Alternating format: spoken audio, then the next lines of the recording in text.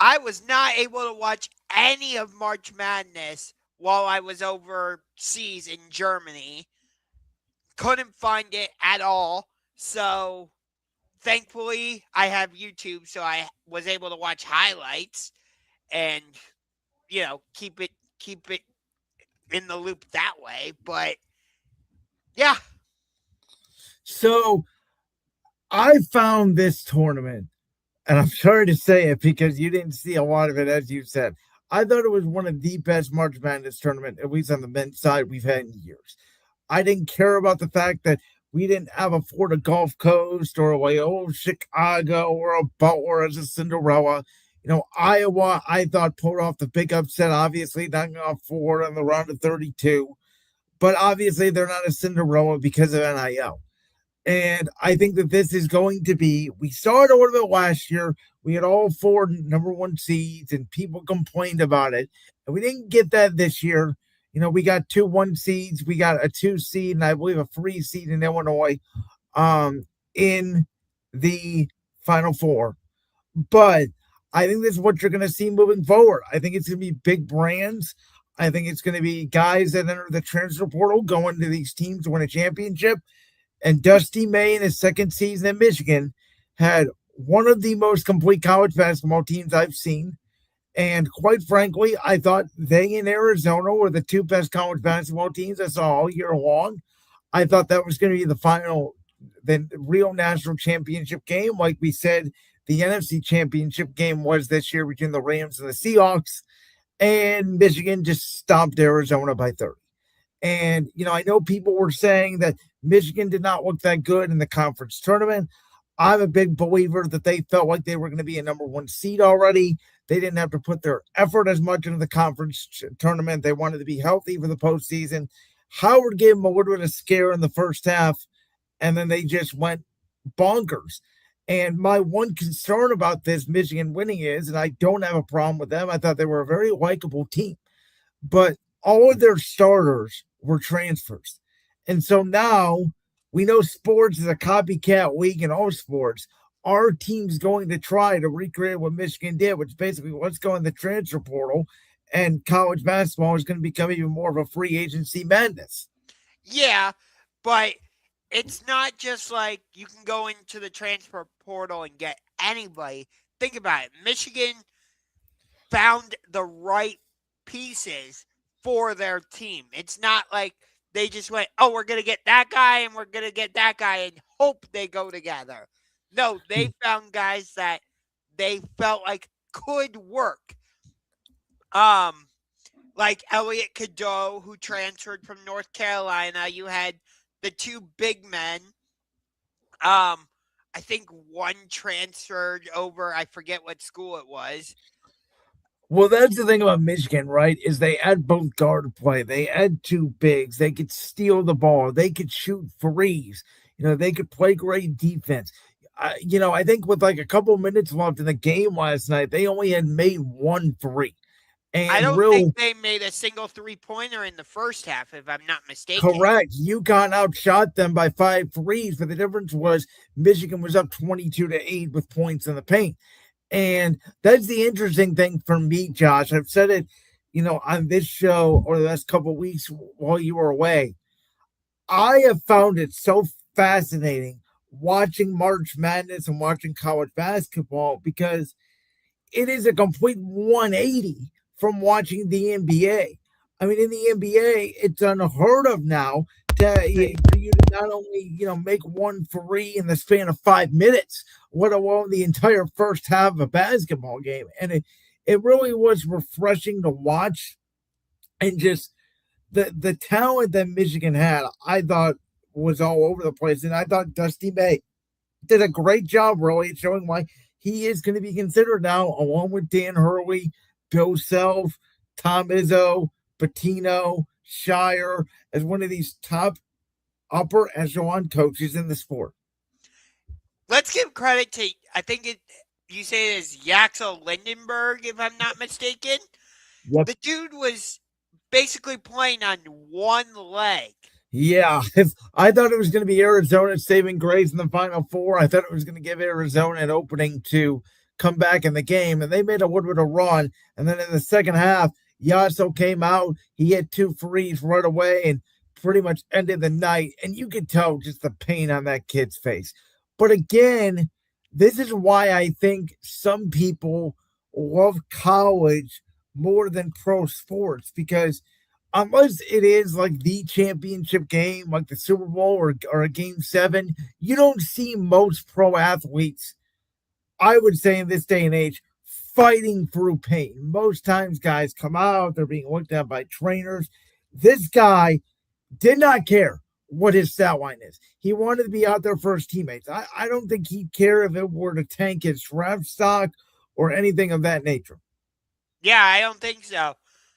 Um, this is the Big Ten's basically third consecutive championship because UCLA won the women's national championship. Well, let's be real, it's kind of their fifth in the last 2-3 years, because we've had back college football national champions. Now you have UCLA winning the women's championship, and they were number 2 to UConn, so it wasn't like that was a total shock.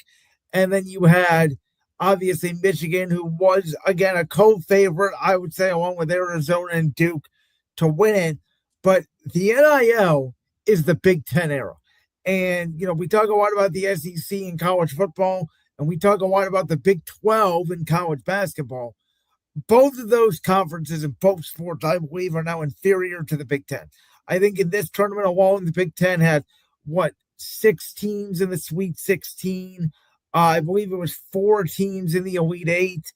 And name, image, and likeness, when you have big brands such as Wisconsin, Ohio State, UCLA, Michigan, in football, your Penn State Nifty Lions. Oregon, who should be back, I would think, in the basketball universe next year. They're USC. loaded. USC, yeah. They're loaded. The Illinois now in basketball as well. They're Purdue.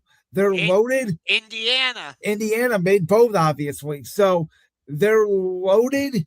They've got money and they're using it the right way, and they're in the Midwest. And the other thing is they're cross country, right? It's California, it's Ohio, it's Indiana. The Big Ten now is pretty much cross country, and I think that's helped it. I would agree with you. This is the first time the Big Ten has won the national championship since 2000. Tom Izzo's Michigan State team. Correct. And by the way, I thought Michigan State and UConn was a great game for the Sweet 16.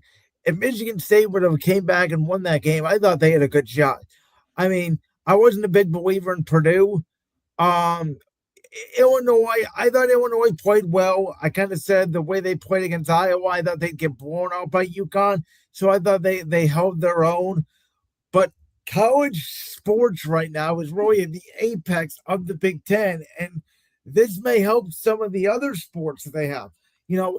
Not only just baseball and stuff, but maybe people see how successful Michigan's been at football and basketball. And maybe there's a girl out there who wants to go play softball or wants to go swim or curl or whatever because of the success that these programs are having with NIL. Michigan men's hockey is doing well as well. From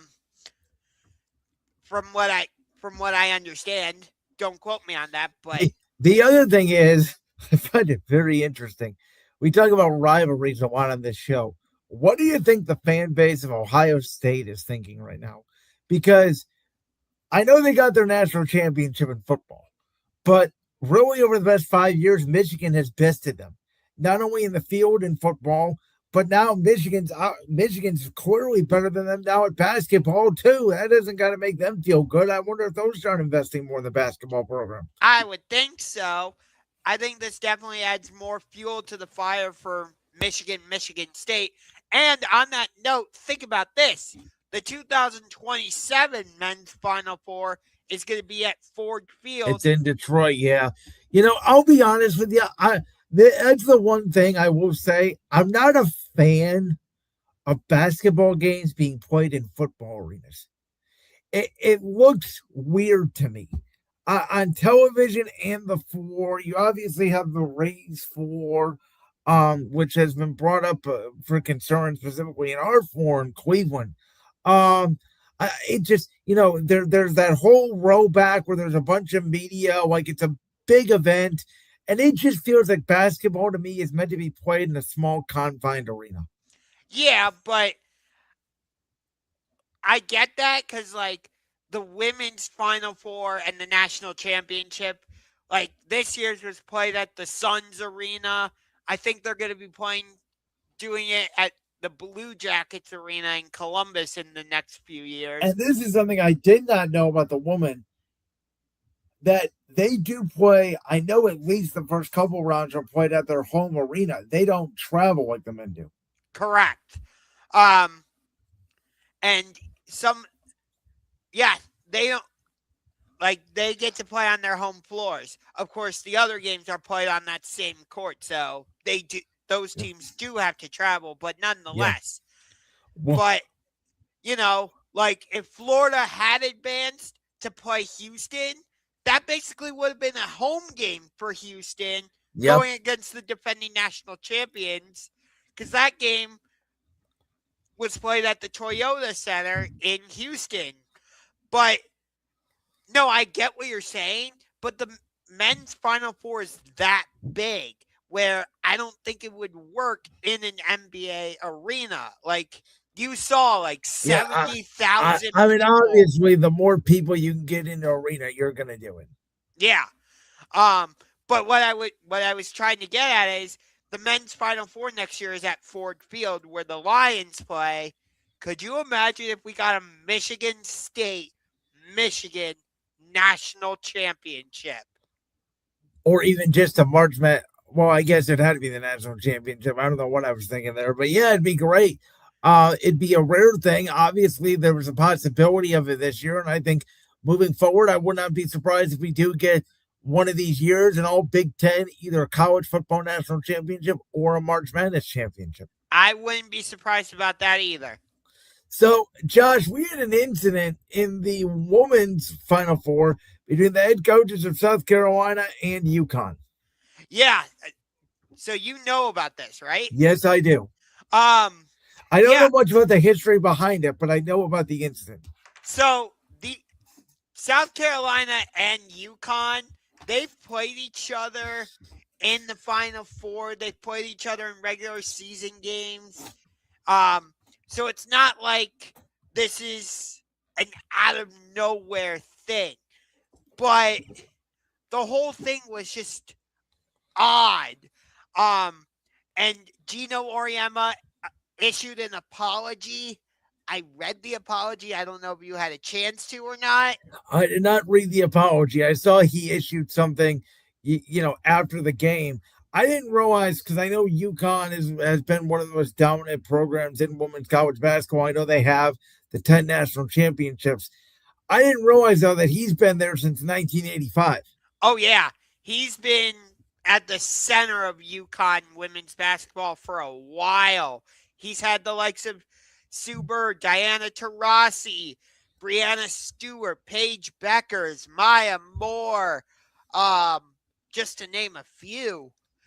I've always found it interesting how women react to men being their coaches, because we don't see it the other way around generally, unless it's like on an interim basis or someone's an assistant. But as the head coach, and on the flip side, Dawn Staley has done a fantastic job as the head coach of South Carolina. I was at the national championship a couple of years ago when it was here in Cleveland when South Carolina beat Iowa, which was a rematch of the Final Four the year before, where Iowa won that game to advance to the national championship, where they ended up losing to LSU. But, so Dawn Staley and Geno Auriemma have a lot of history.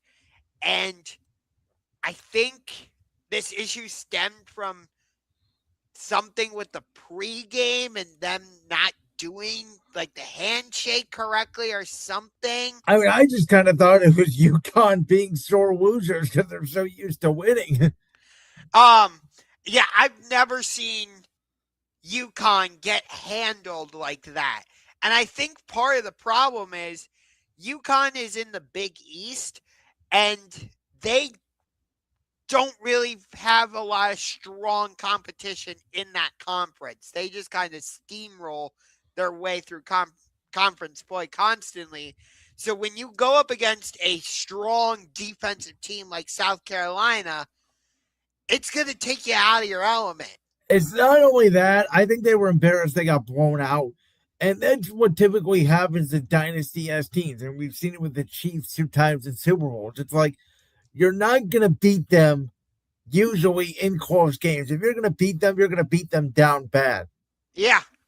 As you said, we saw that with the Chiefs at the hands of your Philadelphia Eagles. I mean, listen, this will get some buzz. Obviously, I think this is good for the sport. I actually watched more of the women's tournament this year than usual, mostly because I bet on some of these games. But I mean, I thought overall it was a good tournament. I was shocked with how the national championship ended with UCLA putting a beatdown on South Carolina. I thought coming off that momentum of such a good win against UConn, South Carolina would at least hang in there with UCLA. I think one of the issues going on with women's college basketball is you have, your UCLAs, you have your UConns. My understanding is Michigan is pretty good, but it is mostly the same 3 or 4 teams every year. It's not like the men's where you have 8 or 9 teams who could theoretically win the championship. And the women's side, we all know it's majority. It's been what the people are complaining about the men's side, which is it's been mostly chalk. Yeah, it's usually UConn, Texas, UCLA, Notre Dame, Yep, South Notre Dame too. Carolina. But this was, when I saw that, I'm like, that does not seem like a Geno Auriemma thing to do, to go at the opposing coach like that.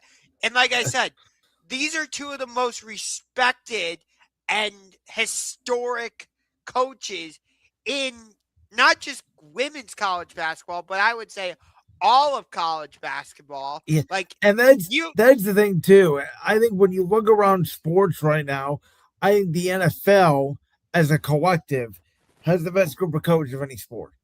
I think next you can make an argument if you want to combine the two would be men's and women's college basketball. Yeah.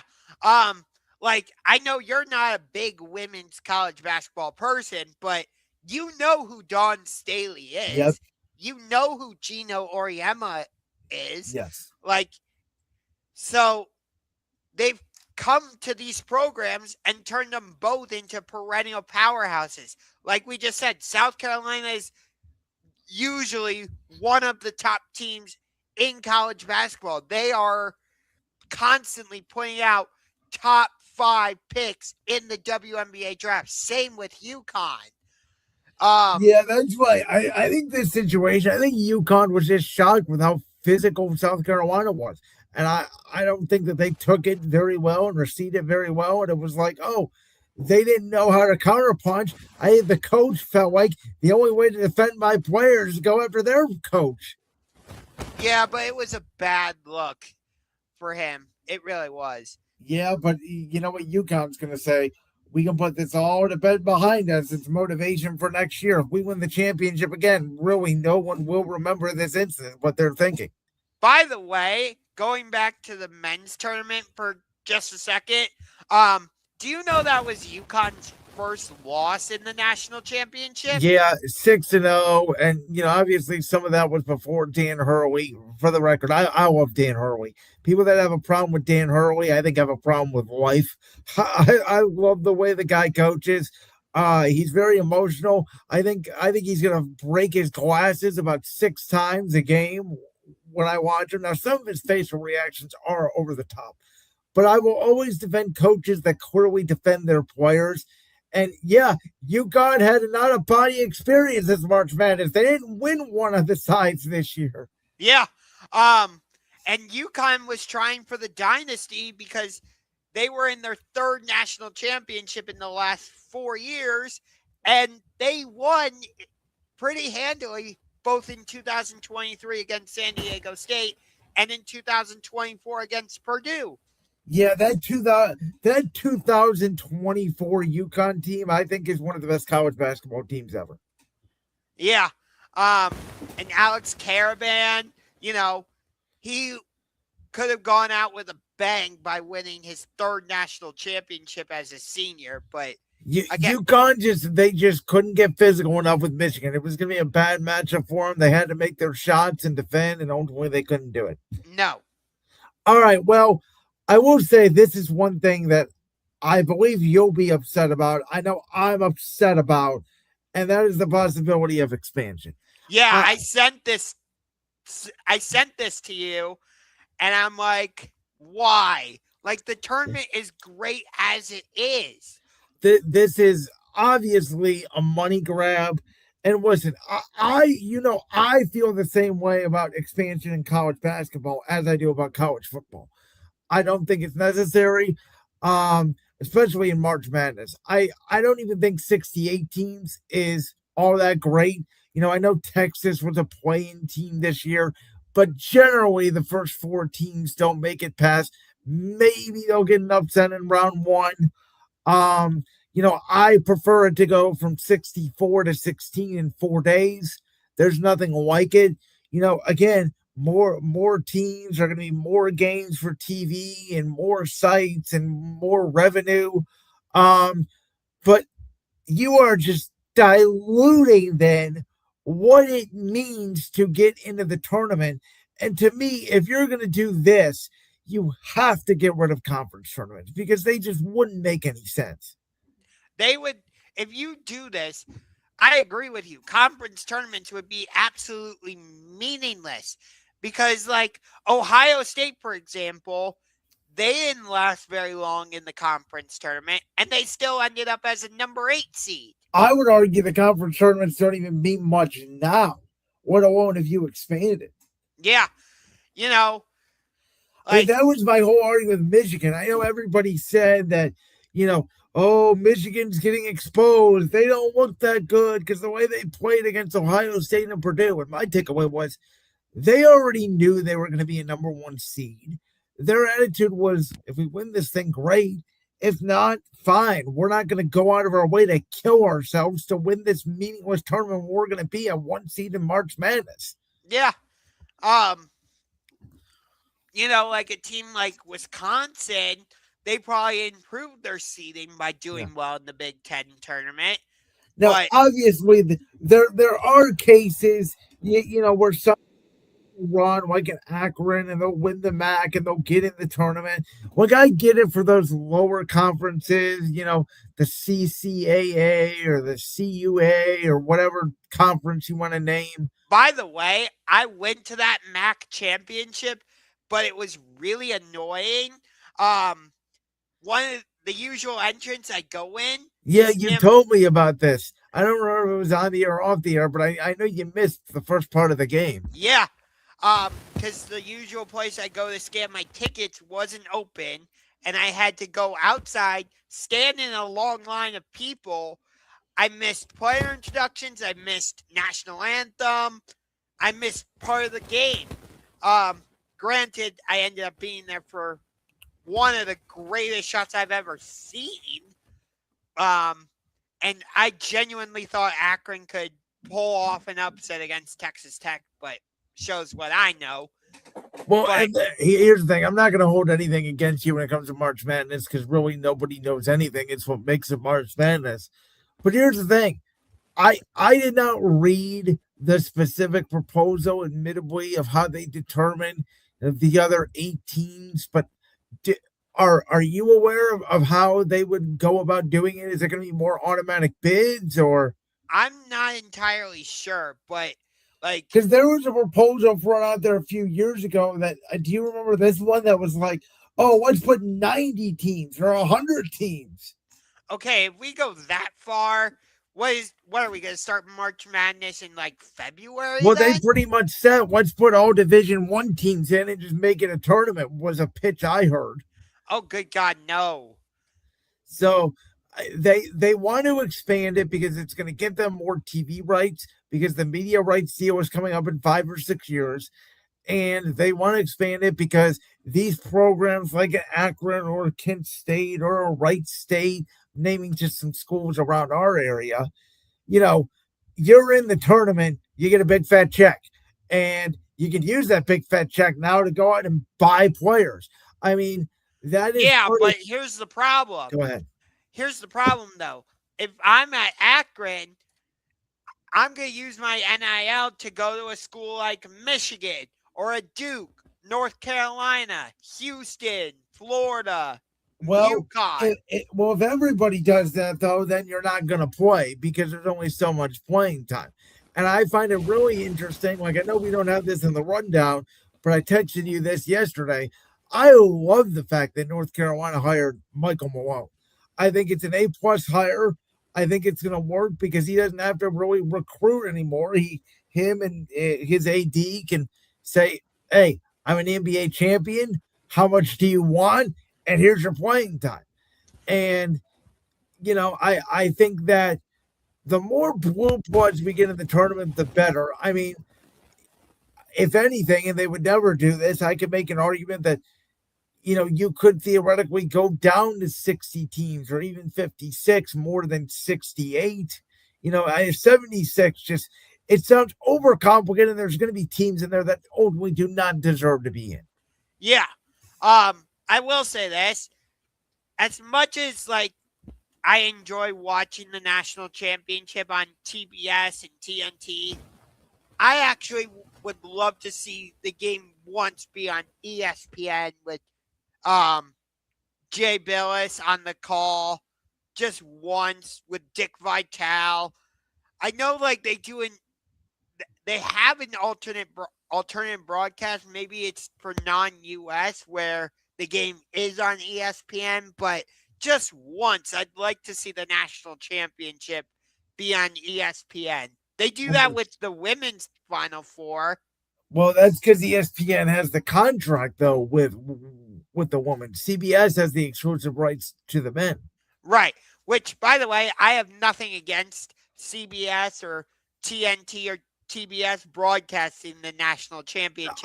I think it's a mistake that they have it alternating every other year between TBS and CBS. It should be on CBS broadcast television every single year. I think it's a I think it's a crime, to be honest with you, that the game last night was on TBS. Yeah, and you could have also watched it on TNT, but it's not like that was an alternative broadcast or anything like that. Yeah, they just simulcast it.